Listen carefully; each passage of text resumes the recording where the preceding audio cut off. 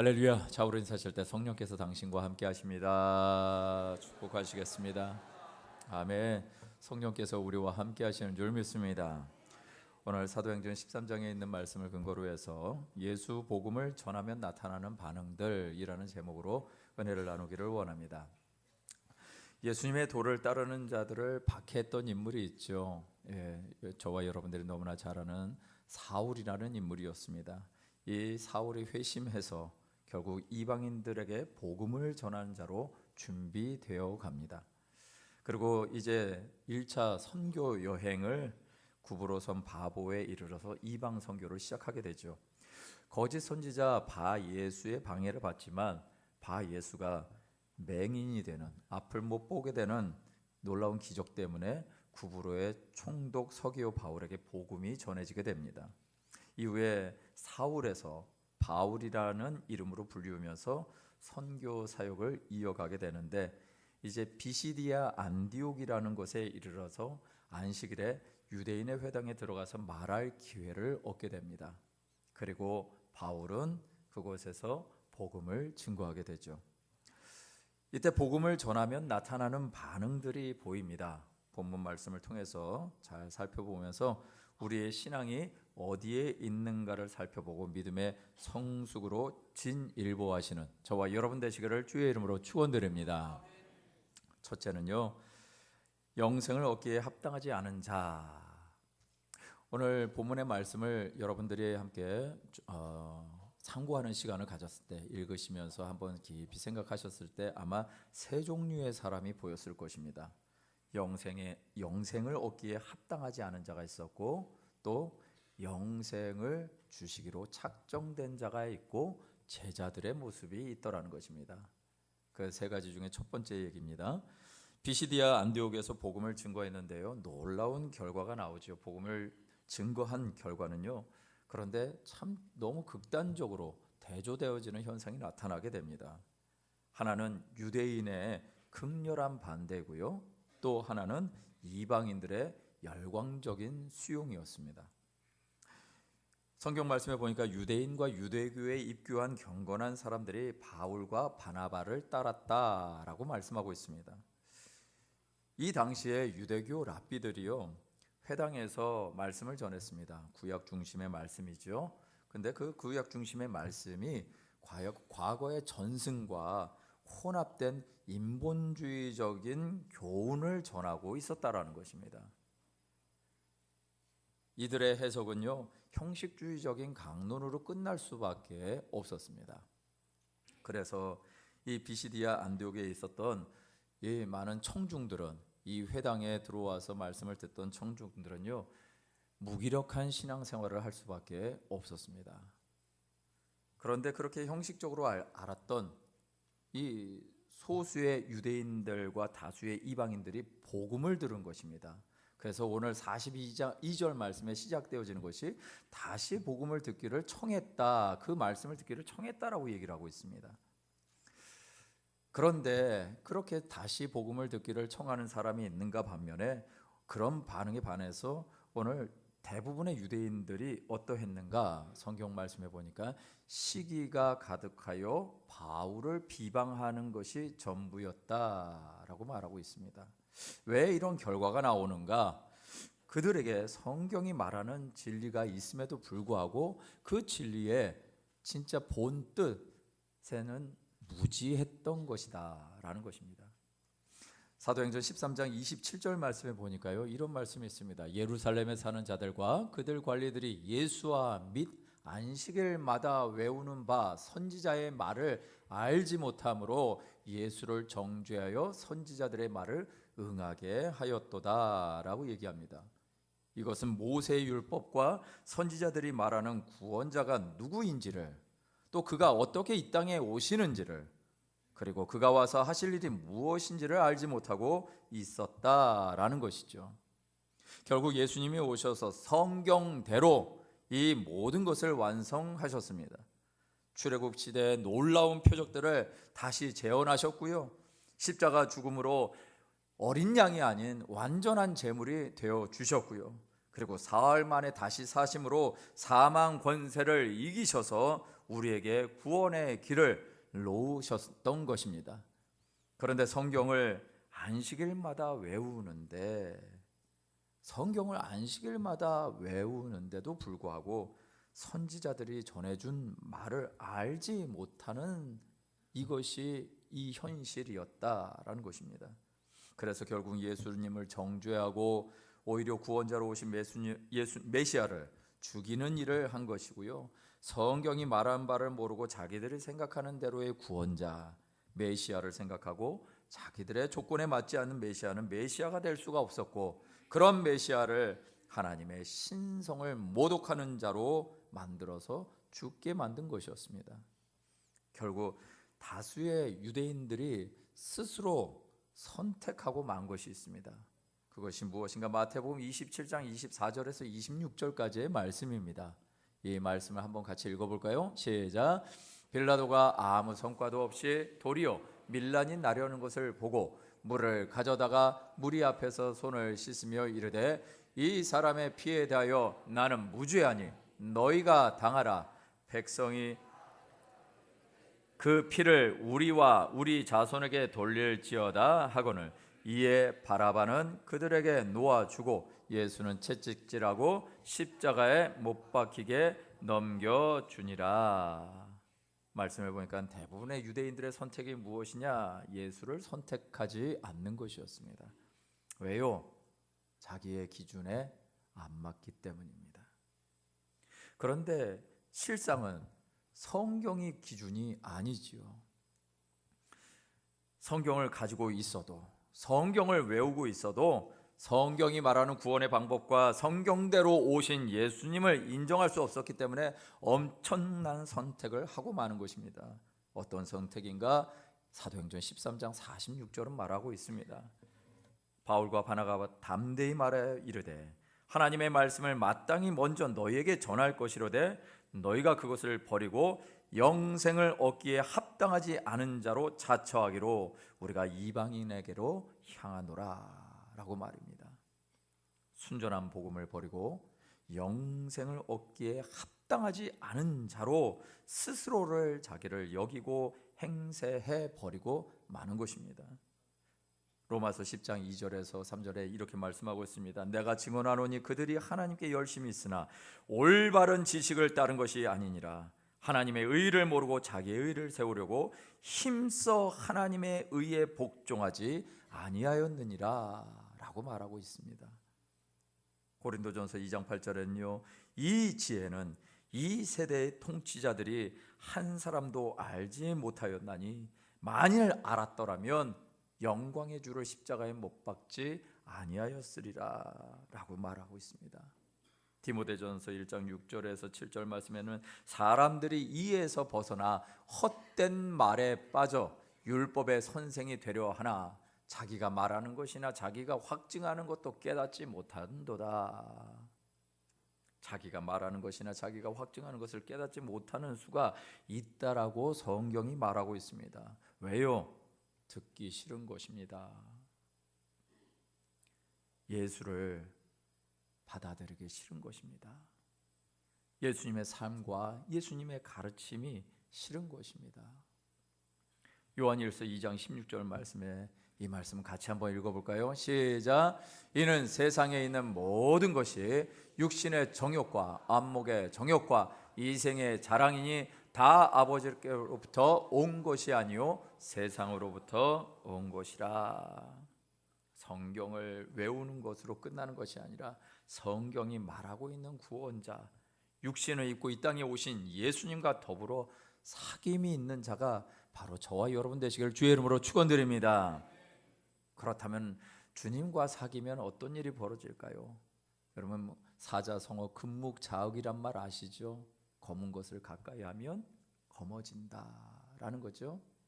나쁜 것을 가까이 하면 나빠진다라는 것입니다. 근데 그걸 반대로 역으로 하면 어떻게 될까요?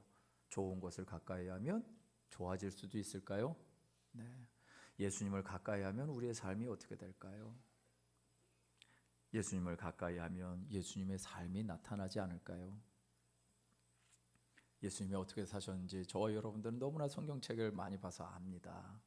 예수님 가까워진다면 예수님이 낮아진 것처럼 예수님을 말하는 자도 점점 낮아지지 않을까요?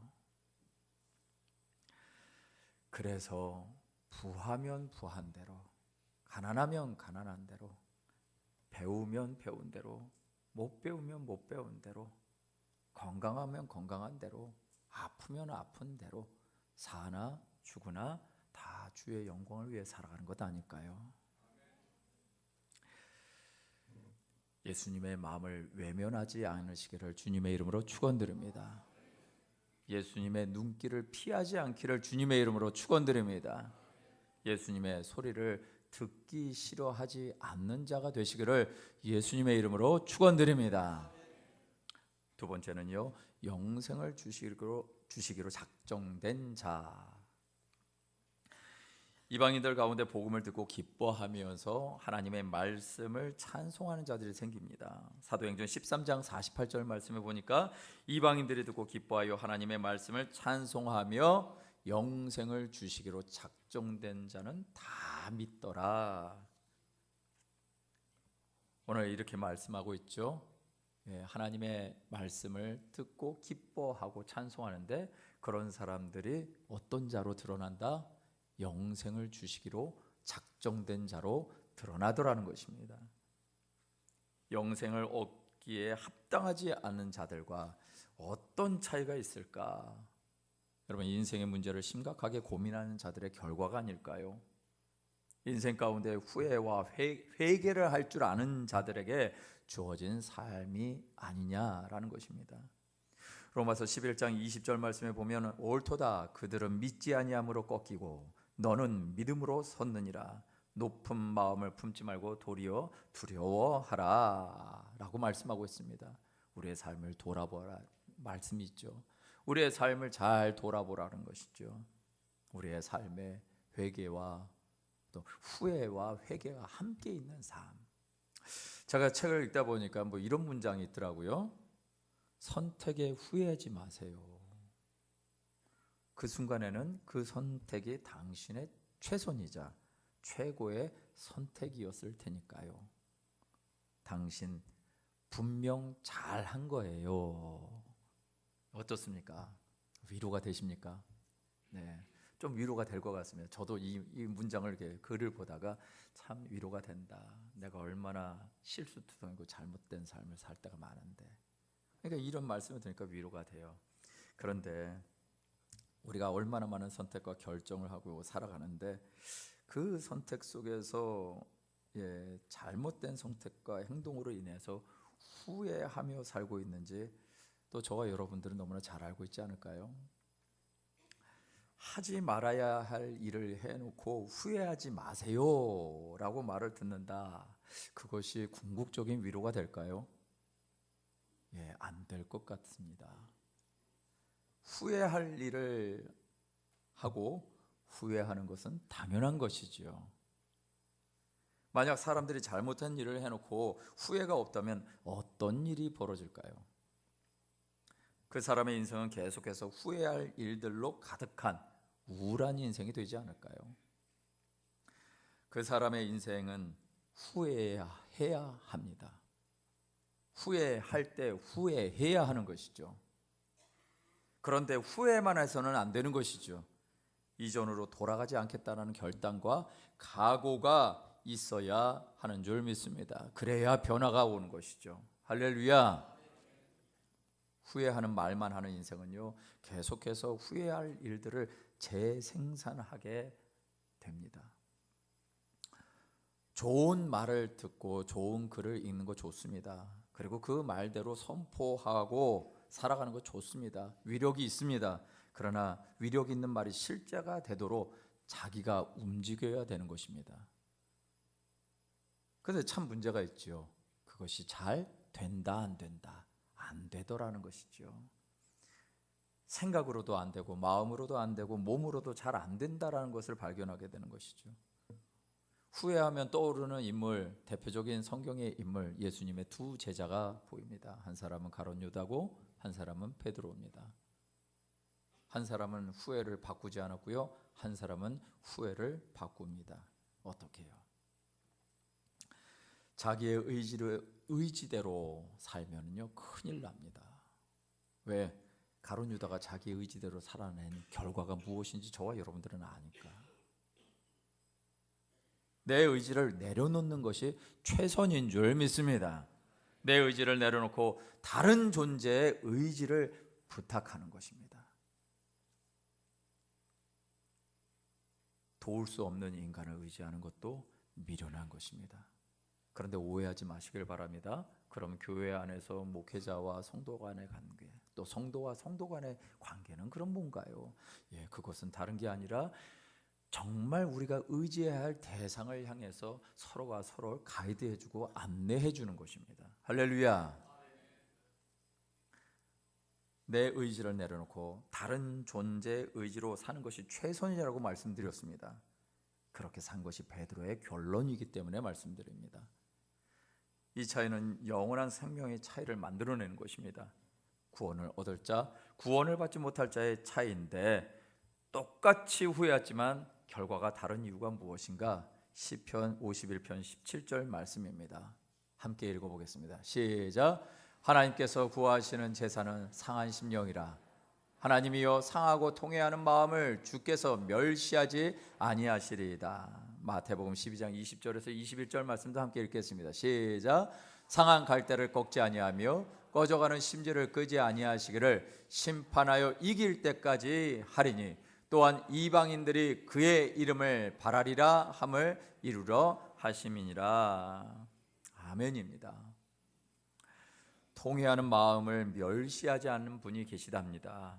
상한 갈대를 꺾지 아니하시고 꺼져가는 심지를 끄지 아니하시는 분이 계신다라고 성경이 얘기하고 있습니다. 누구인가요? 우리 하나님 아버지 아니신가요? 베드로가 이 마음을 갖고 계신 누구를 붙잡아요? 예수 그리스도를 붙잡습니다. 예수님이 이 땅에 오셔서 보여주신 삶이 무엇인가요? 하나님 아버지 붙잡는 것 아니겠습니까? 그리고 예수님이 제자들에게 보여주신 삶도 역시 내가 그렇게 하나님 아버지를 붙잡고 그분 안에 있었고 내가 그분 안에 있다, 그분이 내 안에 있다, 너희도 내 안에 있기를 바란다라고 말씀하는 것 아닌가요? 그분을 의지하고 살아가는 저와 여러분들의 삶, 이것이 실제가 되시기를 주의 이름으로 축원드립니다. 그래서 영생 주시기로 작정된 자로 결론이 나는 저와 여러분 되시기를 주님의 이름으로 축원드립니다. 세 번째는요, 기쁨과 성령이 충만한 제자들. 복음을 받아 영생에 이른 자로 인해 감사하지만 이어지는 유대인들의 반응 때문에 굉장한 어려움을 겪게 됩니다. 마음이 무너지는 참담한 일이었을 것입니다. 왜냐하면 유대인들이 선동하여 바나바와 바울을 박해하고 그곳에서 쫓아냈기 때문에 그렇습니다. 사도행전 13장 50절 말씀에 보니까 이에 유대인들이 경건한 귀부인들과 그 신의 유력자들을 선동하여 바울과 바나바를 박해하여 그 지역에서 쫓아내니. 그런데요, 2절 말씀만 딱 지나가면 어떤 말씀이 나오냐? 52절 말씀입니다. 함께 읽어볼까요? 시작. 할렐루야. 예. 어떻게 이런 고백을 할 수 있을까? 나타나는 상황에 반응하기보다는요, 그들이 의지할 수 있는 것, 그들을 도울 수 있는 것, 그것은 하나님 한 분이라는 사실이 말로만이 아니더라는 것입니다. 우리는 그런 고백을 합니다. 하나님이 역사하십니다. 하나님이 도우십니다. 저는 그 얘기를 정말 자주 하는데 너무너무 습관적으로 되다 보니까 그걸 어떻게 받아들인지를 모르겠습니다.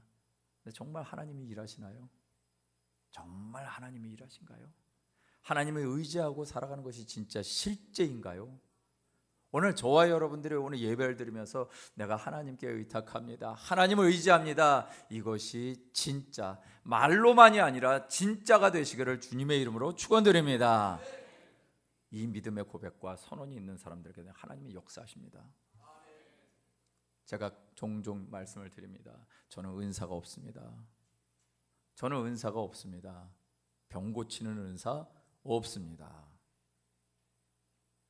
근데 병 고치는 분들이 나와요. 감사하게도. 왜 나올까요? 저한테 믿음밖에 없습니다. 그런데 믿는 자들에게 하나님이 역사하시는 것이죠. 근데 그 믿음이 저만의 것일까요? 하나님은 목사 한 사람에게만 믿음 주셔서 그런 일들을 교회 안에서 행하시기를 원하실까요? 그러진 않을 겁니다. 여러분들에게도 순전한 복음 대신 예수님이 함께 하신다면 믿음을 발휘하게 될 것입니다. 할렐루야.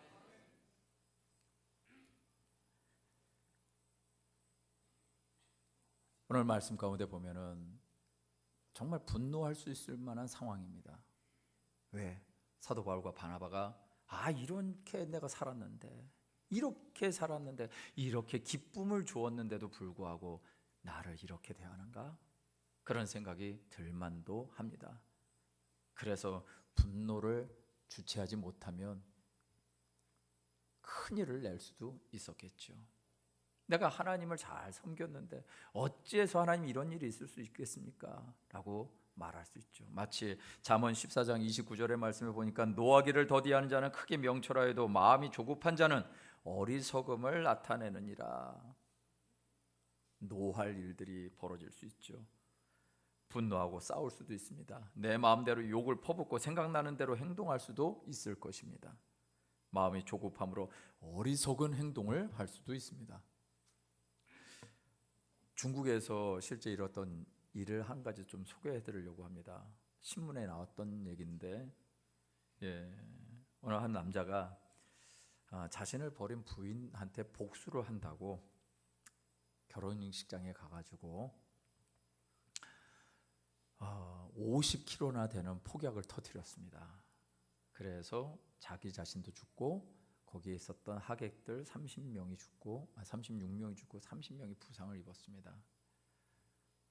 그런데 그렇게 복수를 하겠다고 간 자리에는 부인과 아이들이 없었습니다. 괜한 사람만 희생하고 괜한 분노, 감당할 수 없는 분노로 자기 자신만 죽인 것입니다. 분노는요, 사람의 생각을 마비시킵니다. 사리 분별을 못하게 만들지요. 분노를 조절하지 못하면 우리는 이런 심각한 위기에 있으면서도 인식 자체를 못합니다. 내가 망가지는 줄도 모르고 그렇게 살아가죠. 왜 이런 일이 벌어지는가? 다 자기 중심대로 살더라는 것입니다. 여러분, 인본주의가 위험한 것이 무엇일까요? 인간 중심적으로 산다는 것 아니겠습니까? 인간 중심으로 살면은 모든 법을 바꿀 수 있는 것 아니겠습니까? 인간이 법인데 못 바꿀 게 뭐가 있겠습니까? 하나님의 말씀이 기준이 돼야지 살아가는 것이 인간임에도 불구하고 우리를 만드신 분이 만들어 놓은 기준을 가지고 살아야지 그것이 참된 행복인데, 그게 서로가 서로를 행복하게 만드는 방법인데 그 방법대로 안 살고 인간의 법대로 삽니다. 있어야 할 법을 폐지하고 부부 간의 의의를 지키는 것도 다 개인의 취향이고 개인의 권리다라고 얘기를 하면서 갑니다. 이런 본성은 어디서부터 시작됐을까요? 아담으로부터 시작이 됩니다. 그래서 저와 여러분들은 죄인입니다. 변명할 수 없는 죄인입니다. 이런 아멘 하시는 분이 중예배로 축복드립니다. 제가 지금은 웃자고 얘기를 했지만 사실은 심각한 것입니다. 이것에 대한 믿음이 없으면요, 우리의 신앙 자체가 시작을 못합니다. 왜요? 내가 죄인이 아닌데 여기 교회 와가지고 예배 한번 드려주면 되는 거지. 내가 죄인이 아닌데 여기 와가지고 어떤 은혜를 받겠습니까? 제가 2부 예배 때 계속 팔푼이 짓을 했습니다. 시작부터 계속해서 눈물이 나오는데 이게 주체가 안 되네. 하나님 이거 어쩌라고요. 근데 제 마음 가운데 드는 게 무엇이었냐면 너무너무 제가 죄인인 거예요.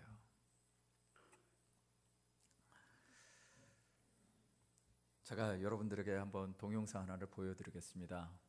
이 동영상은 우리 허락받고 보여드린 것입니다. 저한테 먼저 보내주셨길래 제가 그렇게 받고 그러고 나서 함께 나누고 싶다고 그랬더니 그것 말고 막 다른 자료까지 다다닥 보내주셨는데 여러분들에게 보여드릴 시간이 없어서 몇 가지만 보여드리겠습니다. 한번 동영상 보실까요? 세례식을 하는 장면입니다. 믿음의 삶 되게 하여 주시옵소서. 이제 영적으로 새 생명을 얻었사오니 하나님께로 난 하나님의 딸인 것을 늘 기억하면서 우리가 어디로 가든지 아버지 하나님이 우리와 함께 계시는 것을 믿고 의지하게 하여 주시옵소서. 예수 그리스도 이름으로 기도하옵나이다. 아멘. 진지 깨달았어야 뭐라고 그러셨는지 아시죠? 감사합니다. 진지 깨달았어야 되는데. 선포드립니다. 오늘이 아주 뜻깊은 날이에요. 2018년 2월 9일 평창 올림픽이 개최되는 날입니다. 오늘 평창 올림픽이 개최되는 이 날에 우리 조순이 어머님께서 영혼의 잔치에 우리와 함께 참석하게 되었습니다. 기쁨으로 축하의 박수 부탁드리겠습니다. 영상은 여기까지입니다. 여러분, 평창 올림픽이 개최되는 것이 진짜 이 땅의 축복일까요? 한 영혼이 주님께 돌아오는 것이 축복일까요? 할렐루야. 네. 여러분, 저런 가치를 여러분들이 느끼십니까? 어떤 분들은 별로 그렇게 감각이 없을 수도 있습니다.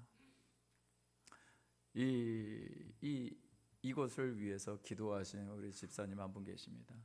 그 집사님의 기도가 저렇게 소원이 이루어졌습니다. 저는 병실 세례식에 현수막 단 건 처음 봤습니다. 그 현수막과 함께 사진 찍은 것이 또 하나 있는데요. 저렇게 하프까지 들시는 분들이 찬양까지 하시면서 마치 천사 같지 않습니까? 뭐 그렇게 안 보셔도 어쩔 수 없고요. 저 일들을 이루신 분이 누구시냐? 바로 이분입니다. 할렐루야. 어디서 많이 본 분 같지 않습니까?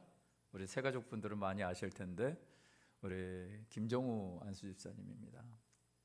안수 집사님이 어머니를 한번 만나 뵈러 갔다가 보니까 건강 검진을 한번 목에 같이 기침을 하시니까 그래서 건강 검진을 했다가 폐암 말기에 판정을 받았습니다. 그런데 이렇게 보내서는 안 되겠다는 생각이 드는 거죠. 그래서 기도해달라고 저한테 부탁을 했는데 그 다음부터는 계속해서 그게 떠오르는 겁니다. 저기가 목포 병원입니다. 그래서 갔습니다. 그래서 영접기도 시켜드리고 그리고 그 이어서 세례식이 진행된 겁니다. 여러분, 평창 올림픽이 개최되어지는 것보다 더 중요한 가치는 한 영혼이 주께로 돌아오는 겁니다. 평창 올림픽은 있다가 없어질 겁니다. 그런데 저와 여러분들의 가장 귀한 가치, 내가 구원을 받았냐고요. 내가 구원에 확신이 있느냐고요. 그래서 저렇게 진작 알았으면 좋았을 걸 하시는 저분의 고백. 저분이 뭐라고 또 얘기했냐면 이렇게 좋은 것을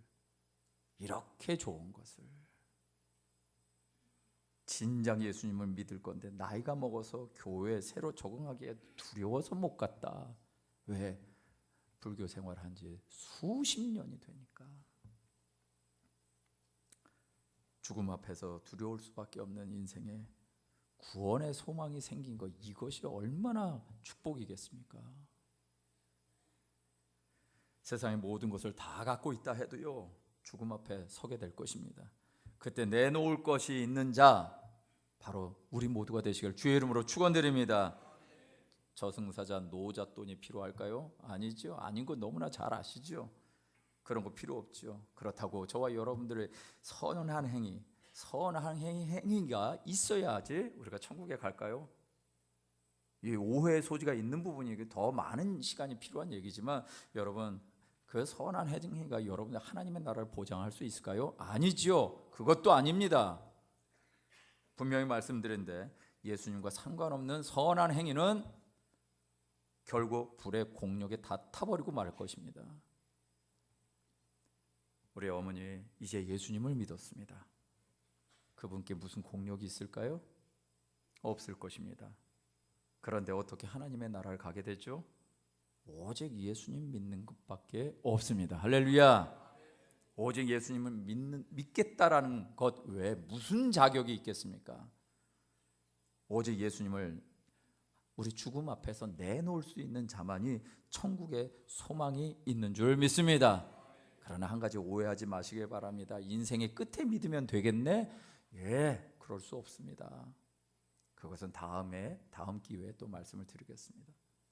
하여간 예수님을 내놓을 수 있는 자가 천국을 준비하는 자가 되는 것입니다. 이것이 진정한 우리의 소원의 성취이고요, 영원한 미래가 있는 소원의 성취인 줄 믿습니다.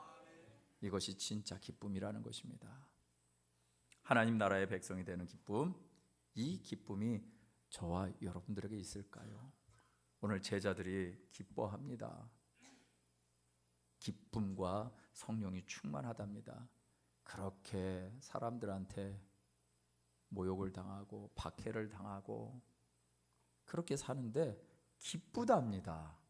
성령 충만하답니다. 왜요? 이분들이 보는 삶의 가치가 다른 거예요. 하나님의 눈으로 보니까, 예수 그리스도의 마음으로 보니까 가치가 다른 거예요. 그래서 삶의 모습이 정말 주님의 뜻을 구하며 살아가는 기쁨, 참된 기쁨, 영원한 기쁨을 소유한 사람이 되더라는 것입니다. 여러분께 한 가지 더 부탁을 드리는 것이 있습니다. 우리의 마음을 점검하신다면, 그래서 우리 안에 있는 기쁨이 확실하다면 내가 사랑하는 자들, 이를 사랑하는 자들의 구원을 위해서 여러분들은 힘써야 될 줄 믿습니다. 이제 최대의 명절, 민족의 명절 설날이 옵니다. 가족과 친지들을 만나게 될 것입니다. 바리바리 싸들고 가는 선물도 중요합니다. 이 선물 상자 중요하죠. 그런데 더 중요한 것은 구원의 선물 아닐까요? 지금부터 기도로 준비하시면 어떨까요? 얼마 남지 않았지만 기도하시고 여러분들의 친지들을, 사랑하는 가족들을 만나시면 어떨까요? 이번이 아니면 구원받지 못하고 사진과 같은 추억 속으로 남겨질 분들도 있을 수 있습니다. 그런데 만약 하나님이 예비해 놓으신 그것을 얻지 못한다면 무슨 소용이 있겠습니까? 베드로전서 1장 13절에 이런 말씀이 있습니다. 그러므로 너희 마음의 허리를 동이고 근신하여 예수 그리스도께서 나타나실 때 너희에게 가져다 주실 은혜를 온전히 바랄지어다. 저와 여러분들이 정말 바라야 될 은혜, 주님께서 나타나실 때 우리에게 주실 은혜를 온전히 바라보시는 우리 모든 성도님들 되시길 주의 이름으로 축원드립니다. 말씀을 정리하겠습니다. 제가 지난주에도 이단에 대한 얘기를 했던 것 같은데 잠깐 이단의 얘기를 하고 함께 기도하기를 원합니다. 이단의 집단 가운데 가장 영향력을 행사하는 집단이 신천지라고 알려져 있습니다. 그런데 이들이 이 설날과 같은 명절날이 되면요 비상이 된답니다. 그래서 모임을 많이 만든답니다. 이유는 뭔가 봤더니 이 친지, 가족들에게 이 신천지인 것을 들키기 쉽더라는 것이죠. 그래서 그거를 방지하겠다고 특별 교육을 하는 시즌이 바로 지금 시즌이랍니다. 신천지 탈퇴자의 말에 의하면요, 명절에 가족들 앞에서 신천지에서 사용하는 단어를 말하지 않도록 교육합니다. 예를 들어서요, 일반 교회 용어는 여전도회, 남전도회 이런 것들이 있거든요. 그런데 신천지에서는 부녀회, 장년회라는 용어를 쓴답니다. 근데 이런 것들을 이제 만난 가족들이 이게 들으면 이상하다 싶어가지고 결국은 신천지로 폭로가 되는 거죠. 드러나는 거죠. 그래서 낯선 용어를 사용하지 못하도록 재교육을 시키는 것입니다. 또 신천지에 노출되었을 때는 어떻게 하는가? 이단 상담을 받을 수가 있으니까 강제 개종 교육이라는 것으로 교회를 폄하하고, 그래서 그 교회가 설득하는 것들을 어떤 식으로 교육을 시키냐면 성령 회방죄로 설명한답니다. 복음, 온전한 복음으로 예수로 돌아가자고 하는 것을 성령 회방죄라고 가르치고 있고요. 그리고 이 신천지 활동에 방해되는 가족들을 향해서 이렇게 말씀을 전한다고 합니다. 용서받지 못할 것이며 3, 4대까지 저주를 받을지어다. 사랑하는 가족들한테 이 거짓 복음으로부터 내 자신을 보호하고, 그리고 이 거짓 복음에 사로잡힐 수 있는 누군가를 향해서 영생을 주시기로 작정된 자에게 주시는 복음을 증거하는 삶을 살아가는 저와 여러분 되시기를 주의 이름으로 축원드립니다. 이것이 우리의 사명입니다. 복음을 증거하는 것이 의무라기보다는 여러분들의 삶의 존재 이유이고 또 일상의 삶인 줄 믿습니다. 하나님의 말씀이 삶이 아니라 형식적으로 머물러 있다면 이것은 신앙의 생활 가운데 위험 수위에 있을 수 있습니다. 내가 사는 모습이 영생을 주시기로 작정된 자로 결론 나시기를 우리 주 예수님의 이름으로 축원드립니다.